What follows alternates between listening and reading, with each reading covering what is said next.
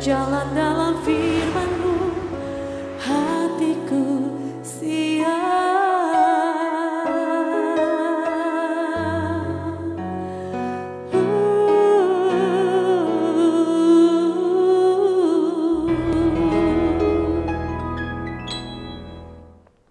Salam, God Lover yang dikasih oleh Tuhan Yesus, senang boleh kembali berjumpa dengan saudara semua dalam program Raise and God malam hari ini bersama Diaspora TV. Setelah melewati berbagai kesibukan sepanjang hari ini, mungkin ada situasi yang membuat jiwa saudara menjadi letih lesu dan berbeban berat. Apapun situasi yang sedang saudara hadapi, jangan pernah menyerah, sebab Tuhan mengundang kita semua untuk mengalami kelegaan. Ini yang dikatakan Tuhan Yesus kepada kita semua. Marilah kepadaku semua yang letih lesu dan berbeban berat, aku akan memberi kelegaan kepadamu. Puji Tuhan, mari kita responi undangan Tuhan yang luar biasa ini. Kita datang kepadanya dengan iman. Kita berdoa. Bapa di surga, kami bersyukur karena Tuhan begitu mengasihi luar biasa, tidak hanya menyelamatkan kami, tetapi Tuhan peduli dengan perjalanan hidup kami. Saat ini kami datang kepadamu dengan membawa pergumulan-pergumulan hidup kami. Kami sangat percaya Engkau akan memberi kelegaan, ada pertolongan, ada jalan keluar, ada sesuatu yang baik Tuhan berikan lewat setiap pergumulan yang saat ini sedang kami alami. Bapa, kami juga siap mendengar firman-Mu, mari Engkau berbicara kepada kami, beri kami pengertian untuk lebih mengerti rahasia kebenaran firman-Mu. Kami siap mendengarkannya dalam nama Tuhan Yesus. Amin. Dalam kehidupan ini seringkali kita diperhadapkan dengan masalah-masalah yang sulit untuk diatasi, dengan pilihan-pilihan yang membuat kita menjadi kebingungan. Tetapi kita patut bersyukur karena di dalam Tuhan ada selalu solusi yang terbaik, ada solusi yang benar dalam hidup kita semua. Mari kita belajar kebenaran firman Tuhan, bagaimana kita bisa membuat keputusan yang benar, apalagi pada saat kita sedang diperhadapkan situasi atau pilihan yang begitu rumit. Kita akan membuka Alkitab kita dari Kisah Para Rasul pasal 15 ayat 22 sampai 35. Kita akan membaca terlebih dahulu ayat yang 22. Maka rasul-rasul dan penatua-penatua beserta seluruh jemaat itu mengambil keputusan untuk memilih dari antara mereka beberapa orang yang akan diutus ke Antiokhia bersama-sama dengan Paulus dan Barnabas, yaitu Yudas yang disebut Barsabas dan Silas. Keduanya adalah orang terpandang di antara saudara-saudara itu. Keputusan harus diambil oleh para rasul, oleh para pemimpin rohani, pemimpin gereja di masa itu. Keputusan yang diambil dalam pertemuan atau dalam sidang para rasul di Yerusalem bertujuan untuk menyikapi ajaran yang memaksakan adat istiadat agama Yahudi kepada orang-orang Kristen non-Yahudi. Ini tentu sebuah permasalahan yang rumit, mengingat memang ada begitu banyak jemaat di masa itu memang punya latar belakang sebagai orang-orang Yahudi. Nah, dari sini kita bisa belajar bagaimana akhirnya para rasul membuat keputusan yang benar, yang selaras dengan kehendak Tuhan. Bagaimana keputusan yang benar itu mereka buat. Kita perhatikan bagian ini ya. Yang pertama, keputusan itu mempertimbangkan keunikan setiap orang yang ada di tim pelayanan mereka. Kalau kita baca tadi ya, akhirnya mereka siapa ini yang kita harus utus nih? Para rasul memberikan perhatian khusus bahwa jemaat itu terdiri dari berbagai suku bangsa dan latar belakang. Dan konflik yang ada karena orang non-Yahudi dipaksa jadi melakukan adat istiadat orang Yahudi, menimbulkan kegelisahan, kegaduhan, bahkan mungkin konflik. Para rasul memberikan keringanan kepada orang-orang Kristen non-Yahudi, terutama jemaat-jemaat di Antiokhia, Syria, dan Kilikia. Mereka hanya diminta untuk 4 perkara, yaitu menjauhkan diri dari makanan yang dipersembahkan kepada berhala, dari darah, dari daging binatang yang mati dicekik, dan dari percabulan. Karena itu problem rohani yang membuat mereka akhirnya sulit untuk bertumbuh dalam kebenaran Tuhan kalau hal itu mereka tidak lakukan dengan baik. Lewat persidangan atau rapat para pemimpin gereja di Yerusalem, mereka telah menyelidiki dengan teliti kesukaran-kesukaran yang timbul akibat ajaran dan tuntutan orang-orang Yahudi. Saudara-saudara, hal pertama ini mengingatkan kita, keputusan-keputusan yang sulit yang harus kita buat. Kita harus memperhatikan keunikan setiap orang. Setiap orang itu terlahir sebagai pribadi yang memang unik, istimewa, berbeda dengan satu dengan yang lain. Mereka memiliki kepribadian, kemampuan, latar belakang yang berbeda. Oleh sebab itu, keputusan yang benar harusnya memperhatikan keunikan orang-orang ini. Keputusan yang kita buat itu tidak boleh hanya memaksakan keinginan satu orang kepada orang yang lain, dan membuat atau memaksa juga orang lain harus menyangkal keunikan dan keistimewaannya. Tidak, karena Tuhan itu memang merancang dan menciptakan setiap orang itu unik, berbeda dengan satu dengan yang lain. Ada kelebihan yang berbeda satu sama lain. Ada potensi yang berbeda satu sama lain. Keputusan yang benar tidak mengabaikan keunikan dan perbedaan yang ada ini. Keputusan itu harus mempertimbangkan keberbagian itu, hal-hal yang berbeda itu.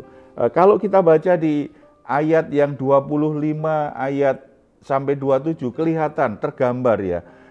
Orang yang diutus itu kemudian kan suruh membaca surat, untuk membawa surat, dan salah satu isinya kan begini. Sebab itu dengan bulat hati kami telah memutuskan untuk memilih dan mengutus beberapa orang kepada kamu bersama-sama dengan Barnabas dan Paulus yang kami kasihi, yaitu 2 orang yang telah mempertaruhkan nyawanya karena nama Tuhan kita Yesus Kristus. Maka kami telah mengutus Yudas dan Silas yang dengan lisan akan menyampaikan pesan yang tertulis itu juga kepada kamu. Keputusan yang mempertimbangkan keunikan orang-orang yang ada itu biasanya akan mengakomodir dan memberi apresiasi setiap orang dengan cara yang unik juga. Keputusan yang kelihatan baik tapi salah biasanya membunuh potensi, membunuh keistimewaan, dan menutup kesempatan orang-orang yang punya potensi, orang-orang yang punya komitmen, orang-orang yang punya dedikasi untuk bisa berkembang lebih baik. Oleh sebab itu, saudara, kita diingatkan, ada banyak orang memang beda dengan kita, tetapi Tuhan tempatkan mereka menjadi bagian dari kelebihan kita, bagian dari perjalanan hidup mereka. Kesadaran ini dan kerelaan kita untuk mau mempercayai orang yang berbeda dengan kita akan membuat kita bisa membuat keputusan-keputusan yang benar dalam hidup ini dan membuat kita semakin maju dalam rencana Tuhan. Hal yang kedua, keputusan yang dihasilkan karena pimpinan Roh Kudus akan menghasilkan keputusan yang benar. Kita baca ayat yang ke-28.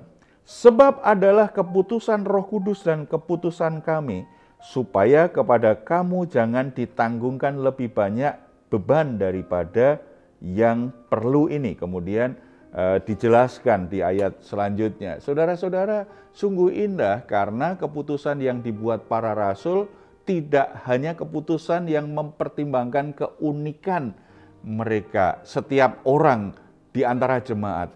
Tidak hanya keputusan dari hasil diskusi panjang, perdebatan panjang, dan yang membuat orang itu sepertinya harus memperjuangkan ide dan pemikirannya, memperlihatkan kepandaiannya. Bukan, Keputusan itu dibuat para rasul bersama dengan Roh Kudus. Keputusan Roh Kudus dan keputusan kami.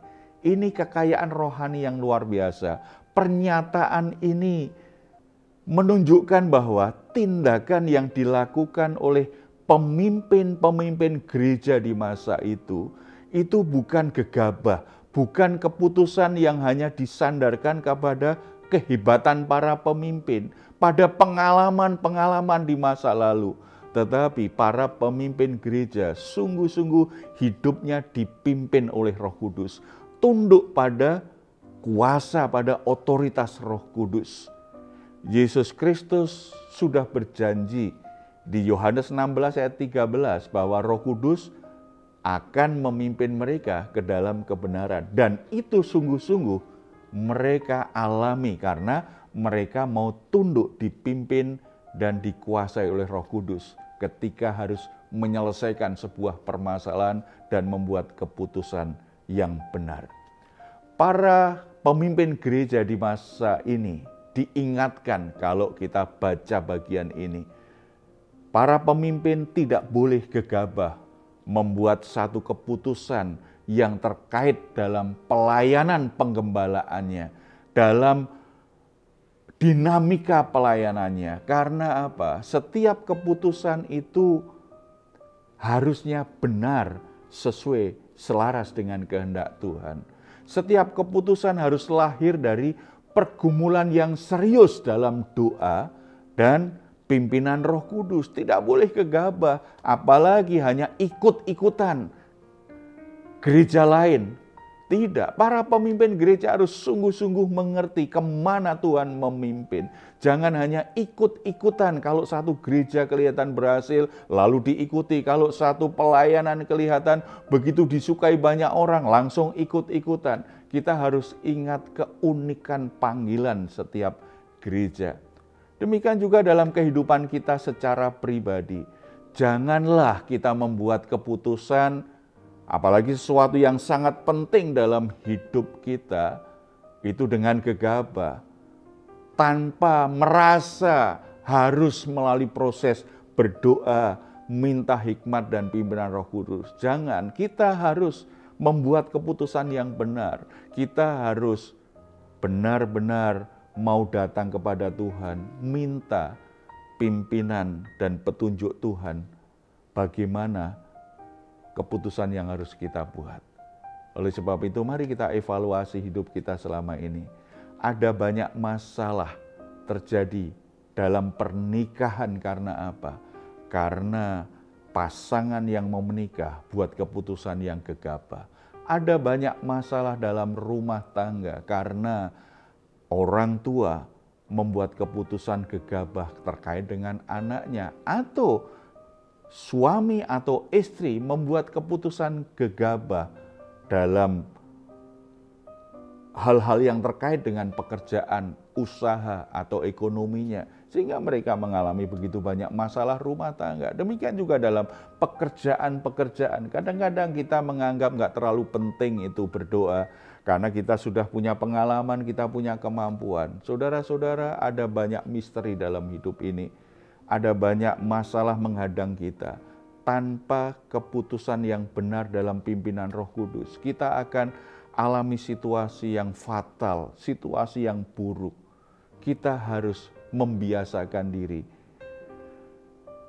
Apapun yang akan kita putuskan, kita yakin membuat kita sebagai pribadi yang unik dan orang-orang sekitar kita, baik itu anggota keluarga, teman kerja, tim pelayanan, semuanya itu juga mendapat kesempatan untuk berkembang. Dan yang paling penting, kita pastikan keputusan kita itu keputusan yang selaras dengan pimpinan Roh Kudus. Kalau Tuhan yang memimpin dan Tuhan mengarahkan, walaupun keputusan itu kelihatannya tidak biasa, tidak normal, tetapi pasti itu keputusan yang mengarahkan kita di jalan yang benar. Di jalan yang benar Tuhan akan bekerja dan memberkati kita semua. Kita bersatu dalam doa. Bapa di surga, bersyukur untuk firman-Mu, biarlah ini memberi kami hikmat bagaimana kami membuat satu keputusan. Tuhan, berikan kasih karunia-Mu untuk saudara-saudara yang telah membuat keputusan salah sehingga mereka mengalami pergumulan dan masalah-masalah yang rumit saat ini. Berikan anugerah-Mu dan berikan pengampunan serta Tuhan pimpin mereka untuk bisa keluar dari masalahnya, menyelesaikan masalahnya, dan dari situ mereka bisa belajar di lain waktu untuk membuat keputusan yang benar. Kalau saat ini ada di antara kami sedang bingung karena harus membuat keputusan yang penting dalam hidup ini, keputusan terkait dengan masa depan, kaitan dengan karir, dengan panggilan pelayanan, ataupun dalam masalah rumah tangga. Bapa, berikan hikmat, berikan pimpinan, dan biarlah mereka bisa mengerti kemana Tuhan memimpin, supaya keputusan mereka adalah keputusan yang diambil bersama-sama dengan Roh Kudus. Keputusan yang benar menghasilkan berkat Tuhan. Keputusan yang benar akan membuat hidup mereka mengalami kelimpahan janji Tuhan. Terpuji nama-Mu Bapa, dalam nama Tuhan Yesus kami berdoa. Amin. Jika saat ini saudara atau keluarga sedang mengalami pergumulan dan membutuhkan dukungan doa, di layar saudara ada nomor telepon yang bisa saudara hubungi. Tim doa kami akan mendukung saudara di dalam doa. Silahkan jika saudara ingin memberikan komentar, tuliskan komentar saudara di ruang komentar yang ada di channel Diaspora TV. Baik saudara, sebelum kita berpisah, mari kita perkatakan bersama-sama Mazmur 4 ayat 8-9. Engkau telah memberikan sukacita kepadaku lebih banyak daripada mereka ketika mereka kelimpahan gandum dan anggur. Dengan tentram aku mau membaringkan diri lalu segera tidur, sebab hanya Engkaulah ya Tuhan yang membiarkan aku diam dengan aman. Puji Tuhan, selamat beristirahat. Doa saya senantiasa untuk saudara, saudara selalu mengalami Resen God setiap hari. Tuhan Yesus memberkati kita semuanya. Salam.